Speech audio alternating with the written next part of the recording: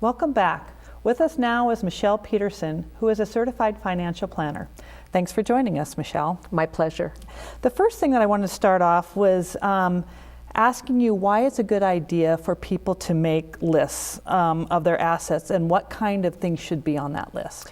Well, it is very important to have a list. We figure that this is a time when the family is grieving, and if you can make it easy for the estate to be settled, they would appreciate it. Okay. So the list should contain a listing of all of your assets. Okay. Where are they? If you have money in a bank, what's the name of the bank, the phone number of the bank, any of the account numbers there, how is it titled? Is it in one person's name? Is it in two people's name as joint tenants with right of survivorship? If there's a living trust, is it in the name of the living trust?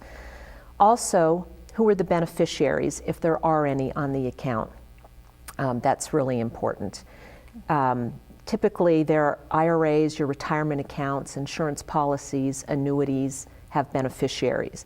But there are also a couple of other types of accounts that have beneficiaries. If you have money at a bank, they offer pay on death accounts, POD, and you name beneficiaries. If you have a mutual fund or a brokerage account, they have the same thing and they're called transfer on death or TOD accounts. So having all of that information readily available for all of your assets makes life much easier for your family. Wow, that's a lot of information.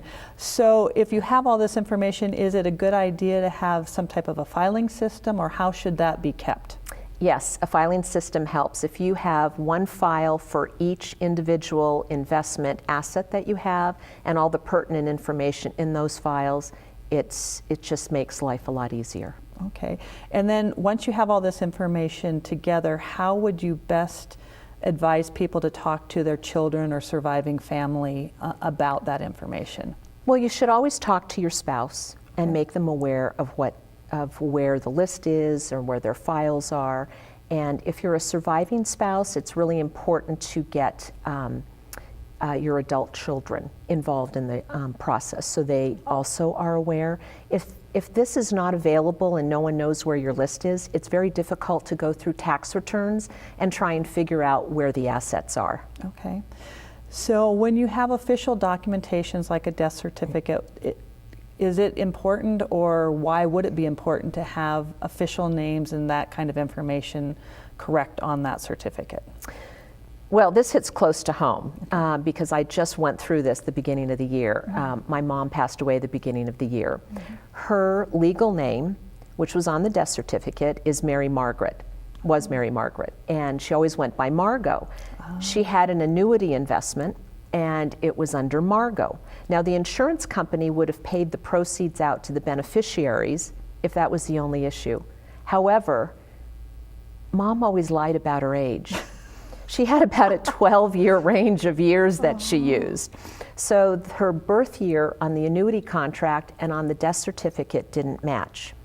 The insurance company said, well, we'll take a driver's license. We had her driver's license. It had her legal name on there, but the birth year still didn't match the death certificate. So we had to get an attorney involved.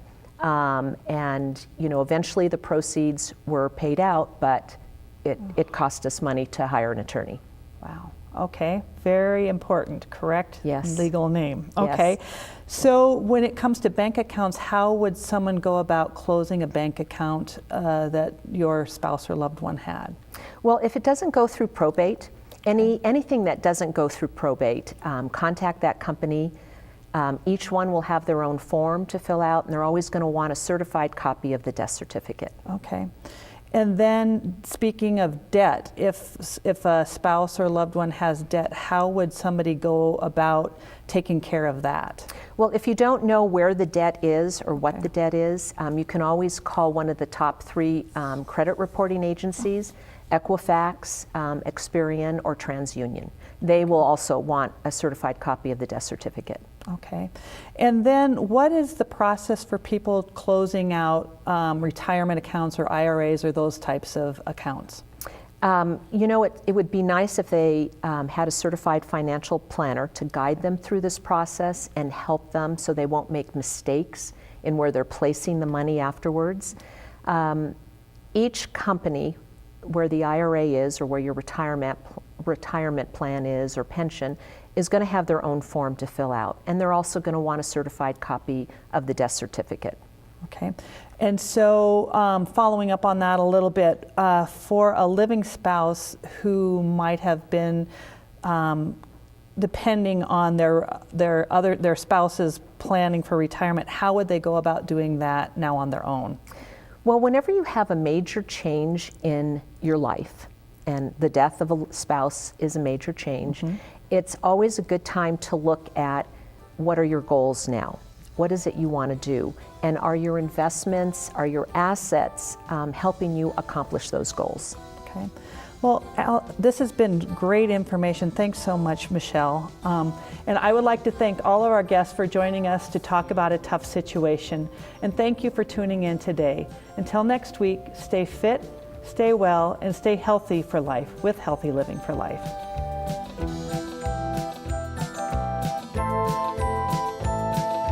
Healthy Living for Life is brought to you by Mountain Pacific Quality Health.